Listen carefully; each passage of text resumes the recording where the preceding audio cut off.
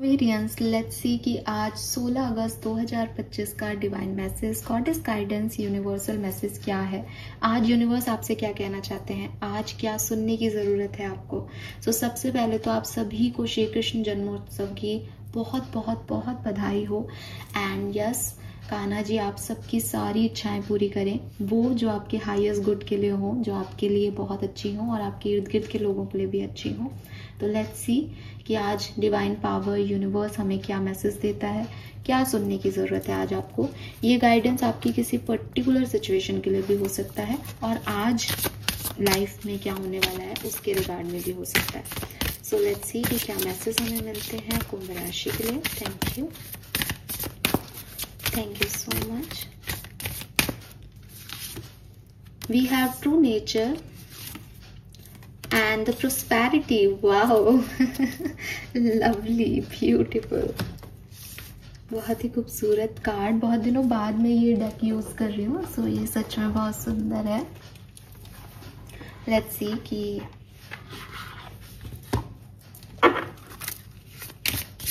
आपके subconscious mind से, shadow side से हमें क्या गाइडेंस मिलता है 16 अगस्त 2025 के लिए। Thank you.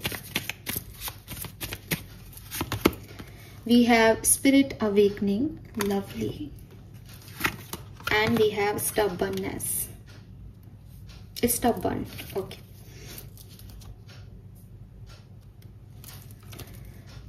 ओवरऑल आज के दिन की एनर्जी क्या है ये भी हम चैनल कर लेते हैं। 16 अगस्त 2025 कुंभ राशि। Thank you. Scorpio, investigation. Okay.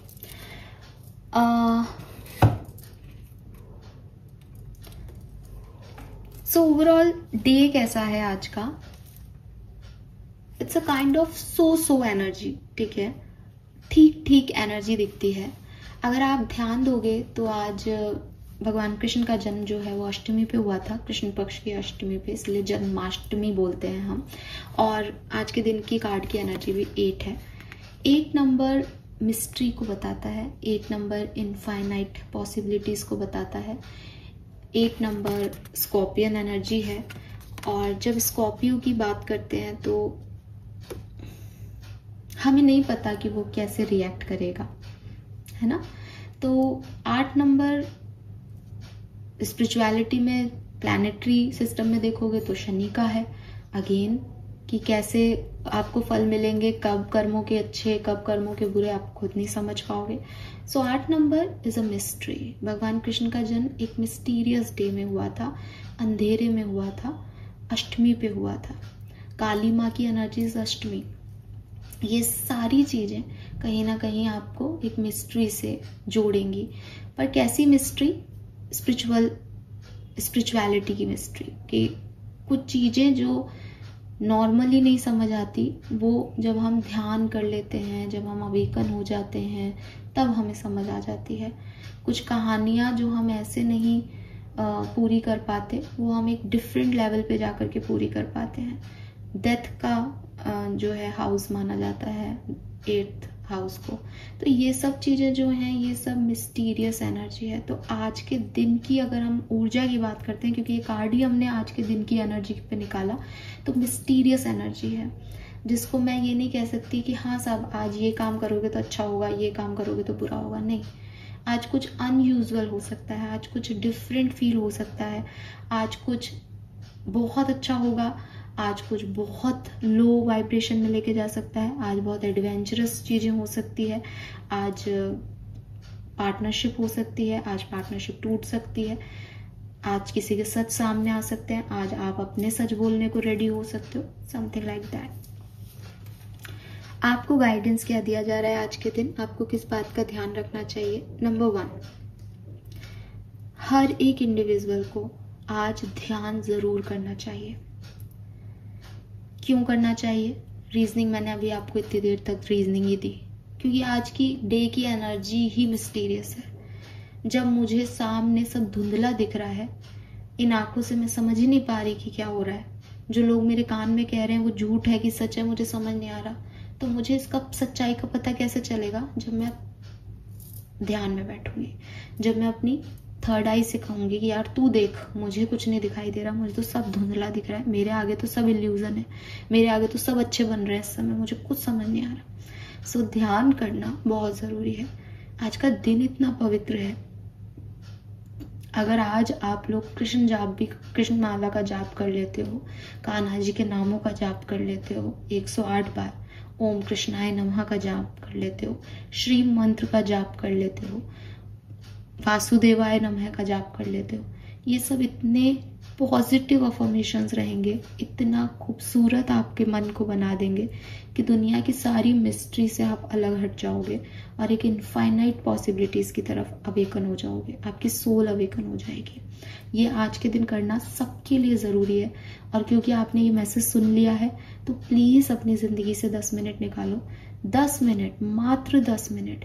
लेकिन प्रॉमिस ये रहेगा कि ऐसा नहीं है हम ध्यान कैसे करते हैं, हम बैठ गए 2 मिनट तक उस पे हम गाइडेंस पे ध्यान दे रहे हैं, उसके बाद 2 मिनट के बाद हम हमारी दुनिया में चले जाते हैं, हम कुछ और सोचने लग जाते हैं, फिर हमें पता नहीं वो क्या बता रहा है, वो हमें क्या करना है, फिर हम भगवान को भूल जाते हैं।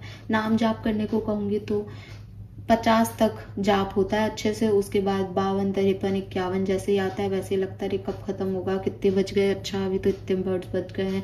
ये सब मत करना। जब आप किसी भी काम को करो तो शिद्दत से करो, कोई भी काम हो तो फिर मंत्र जाप, माला फेरना या मेडिटेशन में बैठना, ये भी उतने ही मन से करो। अगर लग रहा है कि नहीं अभी तो मन ही नहीं कर रहा, मत करो। लेकिन जब करो तो 10 मिनट अच्छे से अपनी जिंदगी के दे देना। आपके पास 365 दिन होते हैं। एक दिन जन्माष्टमी का जब बहुत अच्छी आपके पास अच्छी ऊर्जाएं हैं, उस दिन में 10 मिनट बैठना है। 10 मिनट वो नहीं दे सकते आप अगर अपने इनर सेल्फ को, तो फिर क्या कर सकते हो एक्वेरियस। सो पहला गाइडेंस, अपनी स्पिरिट अवेकनिंग के लिए आज के दिन मेडिटेशन जरूर करना। दूसरा मैसेज, अगर आपसे मैं पूछूं आप कौन हो तो आप क्या बताओगे? आप कहोगे मैं फलाने का बेटा हूं, आप कहोगे कि नहीं मैं ऐसे अपने आप को इंट्रोड्यूस नहीं कराऊंगा, मैं कहूंगा मैं ये हूं, मैंने ये किया है, मैं ऐसा करता हूं और मैं ये सब कुछ कर रहा हूं अपनी जिंदगी में। नेक्स्ट क्वेश्चन यूनिवर्स का आपके लिए, क्या यही आप हो? क्या सिर्फ जो आप कर रहे हो आप उससे संतुष्ट हो? क्या यही आप हो? देन मे बी आपके आंसर हो कि नहीं, इसके अलावा भी मैं तो ट्रैवल भी करना चाहता हूँ बट टाइम कहाँ मिलता है, मैं तो मेडिटेशन भी करना चाहता हूँ बट टाइम कहाँ मिलता है। ये सब जो आप नहीं कर पा रहे लेकिन आप करना चाहते हो, ये भी आप हो। ठीक है। सो अगर कोई बहुत पूजा पाठ करता है और खुद को रिलीजियस कहता है कि अरे मैं तो बड़े मंदिर वंदिर जाती रहती हूँ, मैं तो बहुत रिलीजियस, बहुत धार्मिक किस्म की हूँ, और फिर वही व्यक्ति गॉसिप करता है, बुराइयां करता है लोगों की जिंदगियों में आग लगाता है, तो वो स्पिरिचुअलिटी किस चीज की, वो रिलीजियस होना किस बात का? क्या आप उस व्यक्ति को रिलीजियस कहोगे? नहीं। उसका ट्रू सेल्फ क्या है कि उसको इधर से उधर करना, लोगों को नीचा दिखाना, गॉसिप करना, इसमें भी उतना ही आनंद आता है, ये भी उसका ट्रू नेचर है। राइट। एक व्यक्ति है जो बहुत ज्यादा मंदिर मस्जिद नहीं जा पाता, उसको इतना समय नहीं मिलता, बेचारा अपना काम करता है, काम से काम रखता है, लेकिन भगवान में आस्था रखता है। अब आप कहोगे कि अरे यार तू तो सुबह मंदिर ही नहीं जाता, या तेरे को तो भगवान बुलाते ही नहीं, तू तो लगता है भगवान का फेवरेट नहीं है। लेकिन क्या आप उसकी आस्था पर सवाल उठाओगे? नहीं, बिकॉज वो जानता है कि मेरे को भगवान के पास जाने की जरूरत नहीं है, मेरा भगवान मेरे अंदर रहता है। सो जो ट्रू नेचर है किसी का, उसको आप उसके कर्मों से, उसके एक्शन से, या वो कैसा दिख रहा है, वो क्या कर रहा है, ऐसे नहीं आंक सकते। ठीक है। एक व्यक्ति हो सकता है कि आप सुन रहे हो कि वो आपकी बुराई बोल रहा है, लेकिन हो सकता है उसका दूसरा सेंटेंस आपकी अच्छाई का हो जो आपने सुना ही नहीं। तो यूनिवर्स आपसे यही कह रहे हैं कि किसी भी व्यक्ति का ट्रू नेचर अगर तुम्हें पहचानना है तो पहले तो वो बहुत आसान नहीं है। दूसरी चीज कि तुम किसी को एक पॉइंट ऑफ व्यू से या एक परसेप्शन में जज नहीं कर सकते। तुम अपने आप का भी ट्रू नेचर नहीं जानते। हो सकता है तुम्हें खुद के बारे में भी बहुत गलतफहमियां हों। तो जब तुम ट्रू नेचर की बात करते हो तो वो तुम्हारे इंस्टिंक्ट तुम्हें बताएंगे, उस पर्सन के वाइब्रेशंस जो तुम्हें फील होंगे वो उसका ट्रू नेचर होगा, ना कि वो क्या कर रहा है क्या कह रहा है वो उसका ट्रू नेचर होगा। आप में से जितने भी लोगों के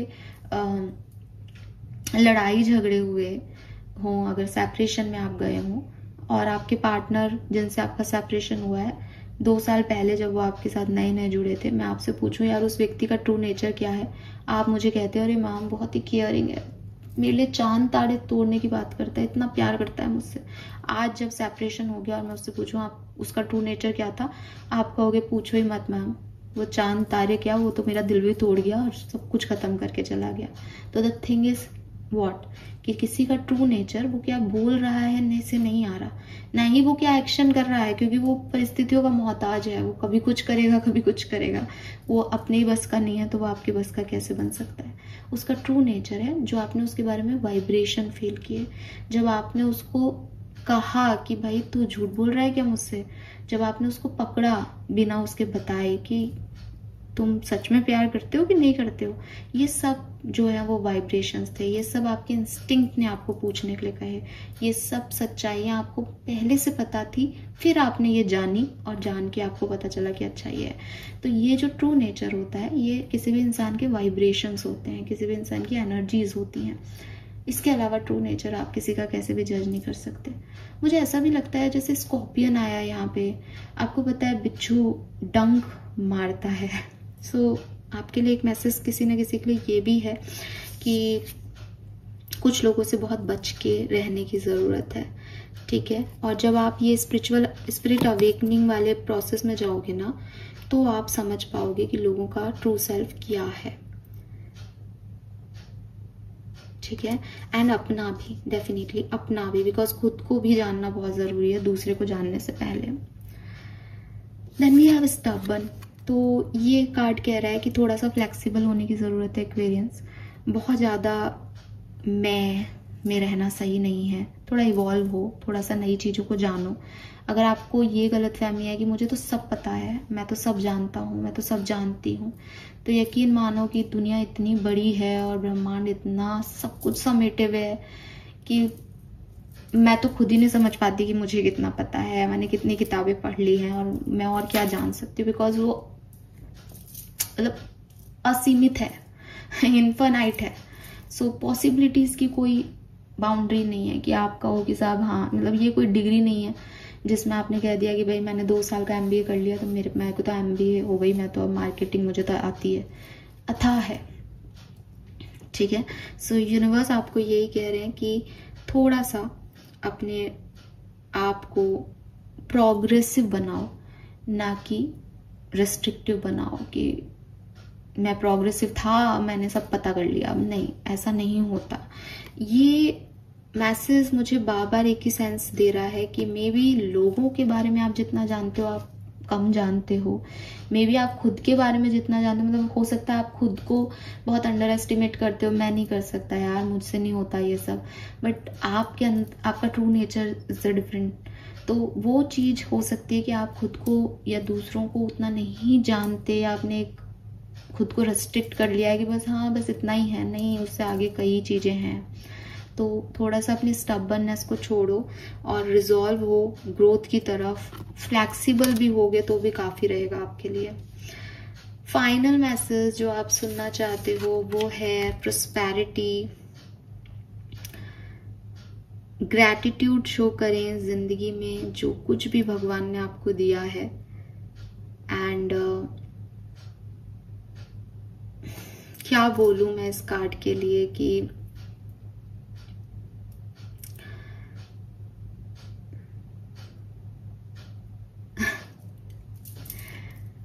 मैं इस कार्ड को पढ़ती हूँ और मैं जो ये थोड़ी सी चुप हो रही हूँ या मैं कर रही हूँ, ये मैं अपनी प्रोसेसिंग कर रही हूँ, बिकॉज मुझे पता है कि ये कार्ड मेरे लिए क्या कह रहा है। मैं आपके लिए आपको बताती हूँ। Change me divine beloved into one who know you alone are the source of all prosperity. Let me live in gratitude trusting every need is handled, that alone is true wealth. तो जब हम बात करते हैं कि मुझे देने वाला कौन, ठीक है, आप इस पृथ्वी पे आए हो एंड यू आर लाइक कि मैं हनुमान जी को पूजता हूँ, मैं गणेश जी को पूजता हूँ, आज जन्माष्टमी है, मैं कृष्ण को, भगवान को पूज रहा हूँ कि मेरा ये काम कर दो। तो यूनिवर्स आपको कह रहे हैं कि जितनी भी डिवाइन पावर्स हैं वो एक ही है। सृष्टि का कर्ता धर्ता एक ही डिवाइन सोर्स है। आप उसको कुछ भी कहो, आप उसको किसी भी फॉर्म में पूजो, आपका जो धर्म ग्रंथ कह रहा है आप वैसे करो, लेकिन जो करने वाला है, जो देने वाला है वो एक है, और जो लेने वाला है वो भी एक है। आप अपने आप को कितने अनगिनत लोगों के रूप में देख सकते हो, लेकिन आप एक परम शक्ति से निकली हुई शक्ति ही तो है। तो यूनिवर्स आपका ध्यान रखेगा कब? जब आप उसको ग्रेटिट्यूड शो करेंगे, जब आप उसको बताएंगे कि तेरा दिया, मेरे पास सब कुछ है और मुझे बस अब इसकी आशा है। वो आपको वो सब देंगे जैसे आज तक देते आए हैं। तो परेशान होने की जरूरत नहीं है कि कैसे होगा। अगर आप खुद को भी ये देखते हो कि मैं तो अकेला हूँ मैम, मेरे लिए तो कोई करने वाला नहीं है, मुझे तो कोई समझने वाला नहीं है, मैं अकेला कैसे करूँगा, तो आप नहीं कर रहे हो, वो कर रहे हैं। और वो चार हाथ मिलके नहीं कि भाई तुमने उसको नहीं पूजा तो वो तुम्हें नहीं दे रहे, या ये नहीं कर रहा और वो नहीं हो रहा, ये ऐसे नहीं चल रहा है, ठीक है। आपके पास अगर कुछ है, आप सिंपली ग्रेटिट्यूड शो करो उस परम शक्ति को, और ट्रस्ट रखो कि वो आपको देंगे, और वो एकमात्र देने वाले हैं दुनिया में, और कोई देने वाला नहीं है।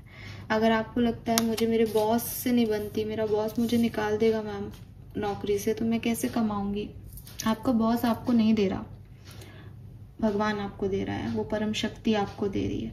तो शुक्राना कभी भी किसी इंसान का नहीं करते। इंसान के रूप में भी भगवान ही है जो आपके लिए कुछ कर रहे हैं, पर उनका जरूर जो है, उनको जरूर ग्रेटिट्यूड शो करो कि उन्होंने आपको ये सब दिया। सो अगर आपने अपने घर में अभी कोई मटेरियलिस्टिक चीज खरीदी हो, खुद के लिए कुछ खरीदा हो, खुद को किसी तरीके से अच्छा फील करवाया हो, आपके कोई काम बने हो, तो ये मैसेज आपके लिए है, जैसे ये मैसेज मेरे लिए है।